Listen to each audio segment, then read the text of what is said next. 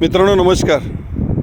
मागील 2 महिन्यापासून मी या सुंदरशा छोट्याशा टेकडीवर येत आहे आणि तुम्हाला सांगतो इथलं सभोवतालचा परिसर बघा किती सुंदर आहे. इथून एवढा सुंदर निसर्ग दिसतो का बास रे बास. पण निसर्गाने सर्वात उत्तम अशी निर्मिती केलेली प्राणी म्हणजे मनुष्य प्राणी. मात्र तो ह्या गोष्टी समजूनच घेत नाही. इथं बघा तुम्हाला आजूबाजूला दिसेल एवढं घाणीचं साम्राज्य आहे. बिअरच्या बाटल्या, चखण्यासाठी आणलेल्या प्लेटी. मी तुम्हाला सर्वांना विनंती करतो, बऱ्याचशा गोष्टी मोबाईलमध्ये दाखवता येणार नाही, पण सर्वांना विनंती करतो जर कुठं बसायला जागा मिळाली तर तिथं बसायचं असेल तर बसा, पण तिथं घाण करू नका.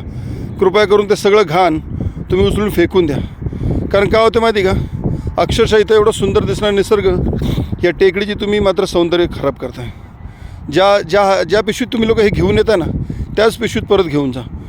तुम्ही सगळे बघसान तर जिकडे जिकडे लहान मुलं क्रिकेट खेळतात किंवा काही असेल, मैदान असेल, मोकळे गोष्टी असतील, तिथं प्रत्येक पिणारा माणूस दारूच्या बाटल्या फोडतो, फेकून देतो.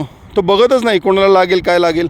देव जाणे त्याला बाटल्या फोडून काय मिळते. तर मी सर्वांना हात जोडून विनंती करतो का अशा कुठल्याही गोष्टी करू नका ज्याने तुम्हाला त्रास होईल. तर सिगरेटची पाकिटं आहेत, प्लेटी आहेत, तर कृपया अशा कुठल्याच गोष्टी करू नका. धन्यवाद. जय हिंद, जय महाराष्ट्र.